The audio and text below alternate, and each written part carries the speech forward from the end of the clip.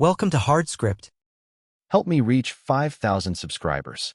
Support the video with a like and leave your thoughts in the comments. She pulled her hand away in front of our friends. No hesitation, no embarrassment. Just a small flick of her wrist like brushing off dust. I smiled, kept my voice steady, told her not to worry, that I'd find someone who didn't mind touch. They laughed awkwardly. She didn't. And right there, over cheap fries at McDonald's, something in my life shifted the way steel shifts before it snaps. My name is Cole Mercer, 39 years old, installer of home security systems. I've spent my entire adult life working with my hands, making sure other people's doors stayed locked and alarms stayed quiet. I didn't say anything that night. Didn't ask why she suddenly couldn't stand being close to me. Didn't ask why she showed up wearing a new scent from Bath & Body Works I'd never smelled on her before. I just noted it in the same calm way I note faulty wiring or a loose mounting bracket. Detail by detail. Quietly. Her name is Leah. Artist. Dreamer. Always saying she was meant for bigger rooms, brighter lights. She used to sit next to me on the couch during our old Hulu nights, paint under her fingernails, head on my shoulder. She doesn't sit anymore. She barely watches anything with me at all. A month before the hand-pulling moment, she started selling small prints online. Said eBay was just a temporary platform until she got real eyes on her work. I encouraged it. I even built a lighting rig for her in our garage. But then she began staying late at Target after her part-time shift, claiming she needed creative quiet. She'd come home glowing, distracted, smelling like someone else's world. I didn't follow her. Didn't question her. That's not who I am. My silence isn't weakness, it's assessment. The night after the McDonald's scene, she told her friends I'd become too practical, like that was some kind of flaw. Someone joked that maybe she needed people who could elevate her. She didn't defend me. She didn't even look at me. Driving home in my Dodge Ram, I kept my hands loose on the wheel. No raised voice. No demand for answers. Just one quiet thought settling into place with the weight of truth. Something was already broken. I just hadn't traced the crack back to its source yet. I didn't confront her about pulling her hand away. I didn't ask why she flinched like my touch was something she'd outgrown. Instead, I fixed a loose camera mount in the back of my truck and let the silence settle. Silence is where people reveal themselves. Leah was no exception.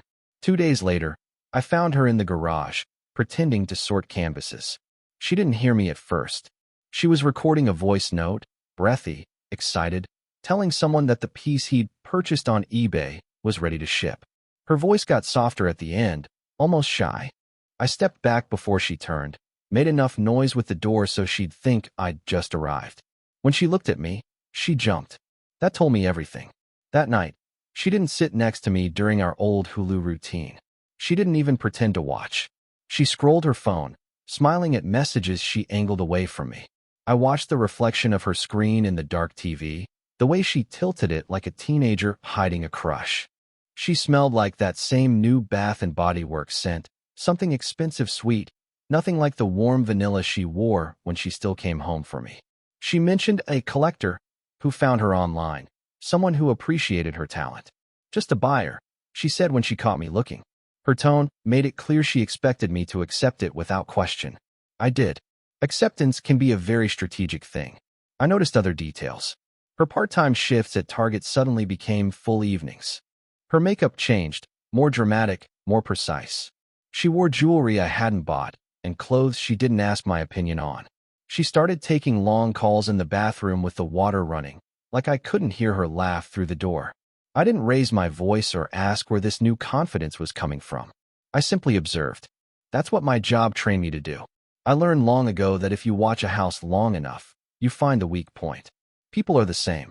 Late one night, when she thought I was asleep, she whispered that she finally felt seen. She didn't say by whom. She didn't need to. I already had a short list of names forming quietly in my head.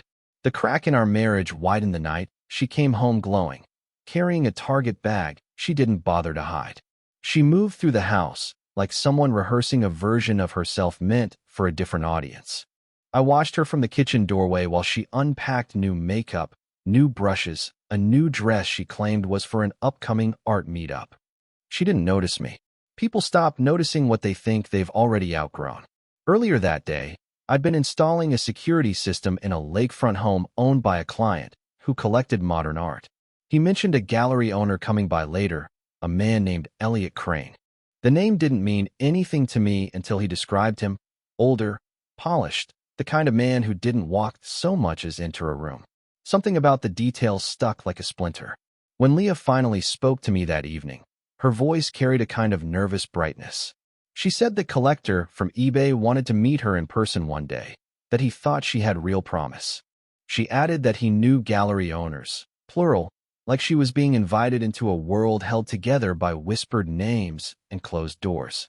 She said all of this without looking up from her phone. I asked nothing. I simply nodded, poured myself a drink, and took it out to the truck. The air was cold enough to bite. I sat there and went through my day again, through that client's casual comment, through the way Leah had started painting pieces far outside her usual style. She wasn't experimenting. She was tailoring. When she came outside to tell me she'd be working late in the garage, she paused when she saw me sitting in the dark. Her smile faltered. She asked if everything was okay. Her friend's voice echoed in my mind from that McDonald's night, the one who joked she needed people who could elevate her. I told her everything was fine. She nodded, but her eyes lingered on me for a second too long, like she felt the quiet closing around her. Later, long after midnight, I checked her shipping history. Every print she'd sent recently had gone to the same upscale district. Different names. Same building. I didn't need to know more. Not yet. I didn't sleep much after noticing the shipping pattern. Instead, I lay there listening to Leah moving around the bedroom, humming under her breath, wearing that same Bath and Body Works scent she seemed to put on only before disappearing for hours. She thought I was asleep. She thought silence meant ignorance. It didn't. Silence meant I was gathering facts. The next morning, she left early, saying she needed to deliver a piece to someone who didn't trust postal services. She didn't realize I'd already checked her eBay messages the night before. The buyer had never asked for a handoff. In fact, the buyer didn't exist. The account was 2 weeks old, brand new, with one purpose: contact her. I didn't follow her. Men who get loud follow. Men who plan don't. Instead, I took the truck and drove to a house where I was upgrading an old alarm system. The owner, same lakefront client, welcomed me in, talking loudly on the phone about an event he was attending that evening. A private showing, hosted by none other than Elliot Crane. The name hit different now, and when the client described Crane as a patron of young, rising artists, the pieces clicked into place quietly, cleanly, like locking a door. When I came home that night, Leah was still out. I reheated leftovers and watched an old episode on Hulu just to hear something familiar. The house felt hollow without her distracted footsteps wandering from room to room. When she finally returned close to midnight, she was glowing again, wearing new earrings she hadn't owned that morning. She said she'd been networking and that her work had potential in circles beyond what I'd understand. She said it lightly, but it landed heavy. I looked at her, really looked. Every change had a source. Every new confidence had an audience. She wasn't living a double life out of passion. She was stepping into a world she thought could carry her further than I ever could. I asked nothing. I simply nodded, set down my fork, and let her walk past me. But when she went to the bedroom, the soft light from her phone reflected off something she tried to hide. A gallery invitation. Private. Exclusive. Address printed in gold. And the host's name was written large enough that she couldn't cover it with her hand. Elliot Crane. Leah didn't know I'd seen the invitation. She tucked it beneath a stack of canvases the moment she realized I was behind her, but the gold lettering had already burned itself into my mind. Elliot Crane. The kind of man who lived in rooms where people like me were invisible unless we were installing their security cameras. The next day, she acted lighter, almost careless. She made coffee, wore a dress I hadn't seen before, and used that same Bath and Body Works perfume she'd adopted over the past week. She moved through the house humming, energized in a way she never was after Target shifts. She said she might work from a cafe, which was her new phrase for leaving the house without an explanation. I didn't question it. Observation works better when the subject believes she's unobserved. When the door shut behind her, I sat at the table and traced the timeline. The eBay messages, the late nights, the shipping address, the sudden burst of confidence, and now a personal invitation to a private event hosted by a man who could shift an artist's career with a single comment. Leah wasn't just cheating. She was ascending, using someone else's world to climb out of mine. That evening, she didn't come home for dinner. I ate alone, watched something mindless on Hulu just to drown out the quiet. When she finally returned past midnight, she looked like she'd stepped out of a different life. Hair perfect, makeup perfect, the kind of tired you get from being adored, not overworked. She said the event was transformative, that certain people saw potential in her. She added that someone believed she had the kind of vision that deserved a bigger space. She didn't name him, but she didn't have to. Her whole face said it for her. I asked how her night went. Nothing more. She gave me a quick summary that sounded rehearsed, then went to the bathroom, locking the door as if I might follow her. I didn't. I just listened to the running water and the soft chime of her phone. She didn't notice that her dress had a faint trace of cologne that didn't belong to me. I didn't need confirmation. I had all the proof I required. The morning after her transformative night, Leah moved through the house like she was already living somewhere else. She brewed expensive coffee we never bought, wore another new outfit with tags I didn't recognize, and talked to someone on the phone in a voice too soft to be casual. When she noticed me watching, she switched to loud small talk about errands, mentioning Target like it was a shield she could hide behind. I nodded, letting her believe I bought it. Letting her believe I was still the man who fixed broken alarm panels and didn't look past surface details. When she left, I sat in the truck and let the engine idle. I wasn't planning revenge. I wasn't even planning confrontation. I was planning distance, quiet, strategic, permanent. It started with a phone call to a contractor I knew, a man who'd wanted to partner for years. He asked what changed. I said I'd finally realized I'd been building someone else's life instead of my own. He understood immediately. Men like us usually do. By noon, I had a meeting set with 2 property managers interested in offering security packages to small businesses. Not glamorous work, but stable. Mine. The kind of move that doesn't announce itself with noise, but shifts the ground under everything. Leah texted me once during the day.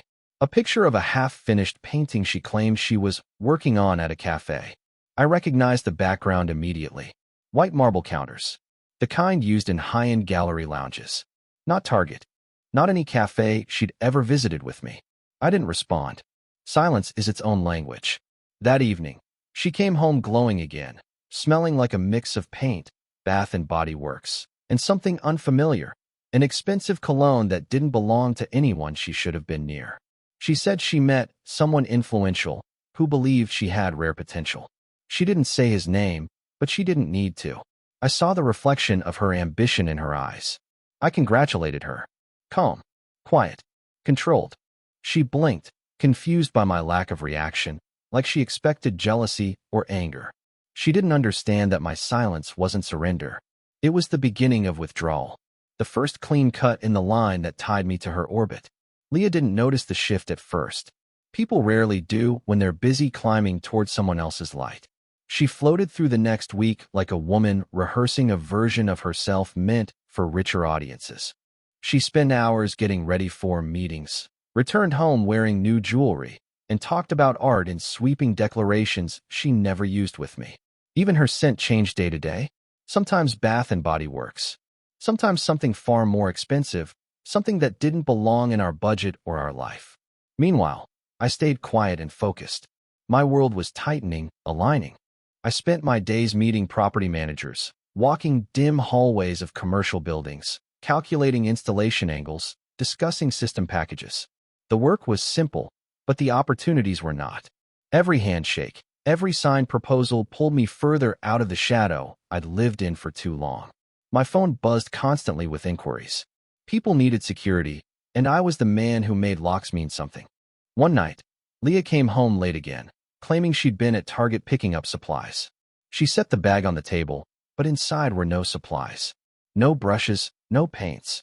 Just tissue paper from some boutique and a receipt she'd forgotten to hide. She caught me looking and laughed nervously, saying she must have grabbed the wrong bag. I didn't respond. I simply nodded and stepped aside so she could pass. The quiet between us stretched taut.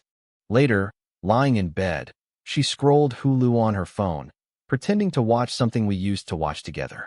Her eyes weren't on the screen. They were on her messages, on the orbit she was trying to enter. She whispered that she felt inspired lately. that someone was finally speaking her language. She didn't look at me when she said it. She didn't have to. The next morning, I left before sunrise. Not out of anger, out of movement, out of momentum.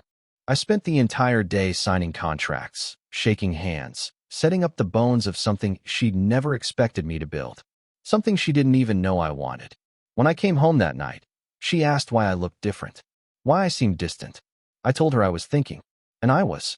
About the moment she'd realize I wasn't standing behind her anymore. Leah finally noticed something was off the night. She came home and found me sketching out floor plans at the kitchen table.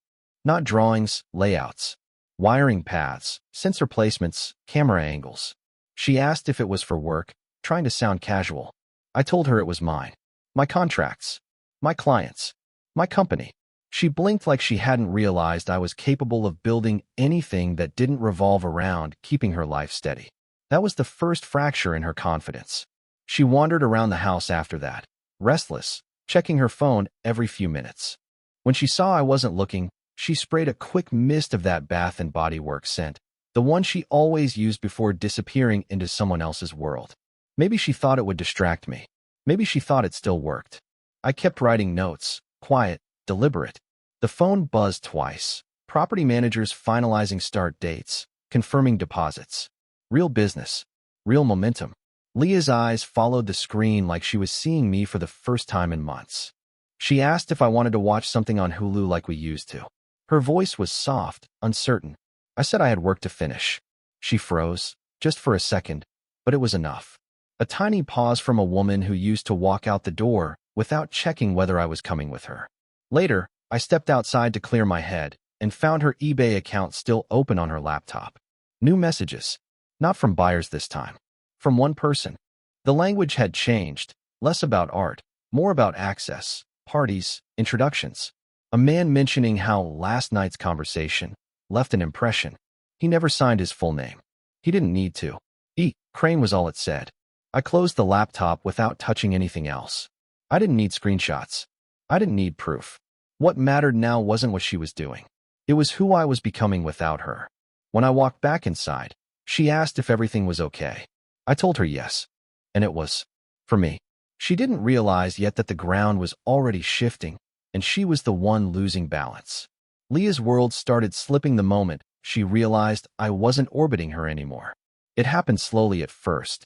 She came into the kitchen one morning wearing the same dress she'd worn the night she returned glowing from Crane's event. She waited for me to notice, to compliment her, to give her the reassurance she used to siphon from me like air. I looked up, nodded once, and went back to reviewing contracts. Her smile faltered, just slightly, but enough. By noon, she was pacing the living room, pretending to straighten pillows, pretending not to check her phone every 30 seconds. She sprayed that Bath and Body Works perfume again, the one she'd practically drenched herself in when she was under someone else's gaze. I didn't react. That was the moment she finally asked if I wanted to get lunch together, maybe McDonald's like we used to. Her voice wavered. She was reaching backward, trying to grab something she thought was still hers. I told her I had a meeting. Calm. No edge, no explanation. Just truth. She froze, studying me like she didn't recognize what she saw. Men like me don't change in her mind. We stay steady, predictable, the solid floor she can push off from to climb toward brighter lights. Seeing me move was the first real fracture she couldn't hide from. Later that afternoon, I returned home early and found her sitting on the floor of the garage surrounded by half-finished canvases. She was crying without sound, scrolling through her eBay messages like she was looking for comfort in the wrong place. I didn't interrupt. I walked past her, loaded equipment into the car, and left again for another job. Momentum doesn't pause for tears. When I came back that evening, she asked if we could watch something together on Hulu. She tried to laugh, tried to play it off like nostalgia, but her hands shook when she picked up the remote. I told her quietly that I had more planning to do. Her face fell. Not dramatically, not theatrically, just a small, honest drop, like she finally sensed that something she'd always counted on was slipping out of reach. Not because I left, but because I'd risen beyond her line of sight. The shift became impossible for her to ignore the night she came home early, makeup smudged, confidence cracked. She stood in the doorway watching me sort invoices and blueprint sketches for a new commercial contract. She didn't say anything at first. She just looked around the house like she was trying to understand how it had stayed upright while her new world trembled. She finally said she'd been at Target, but her voice shook. I could smell that Bath & Body Works perfume she always used to mask someone else's cologne, and underneath it, salt from dried tears. She asked if I wanted dinner. McDonald's, maybe. Her suggestion wasn't about food. It was a lifeline thrown too late. I told her I'd already eaten. Quiet. Even. She nodded, pretending the answer didn't hit her. She hovered behind me as I worked, searching for something to say, something that would anchor her. She mentioned that Crane hadn't answered her messages all day, that he'd been busy, that maybe she'd misunderstood his promises. She said it lightly, but her voice cracked on the last word. I didn't respond. Not because I wanted to punish her, but because I no longer lived in the world where her validation controlled my temperature. I was outside that gravity now, building something solid while she chased smoke. Later, she sat next to me on the couch for the first time in months. Hulu loaded on the screen, but she wasn't watching. She whispered that she felt like everything was slipping, that this house didn't feel the same, that I didn't feel the same. She wasn't wrong. I told her quietly that people change when they stop pretending they're small. She stared at me like she didn't recognize the man beside her. Because she didn't. Not anymore. The next morning, before sunrise, I packed equipment into the truck for my biggest installation yet. A new contract. A new chapter. She stood in the doorway wrapped in a blanket, watching me, eyes red. She didn't ask where I was going. For the first time, she understood she had no claim to the answer. I closed the door gently, not slamming it, not proving anything, just leaving. Some men burn their lives down loud. Some simply rise until the people who underestimated them can't reach that height again. I chose the quiet ascent. Support the channel by liking, commenting, and subscribing. I promise even more interesting stories.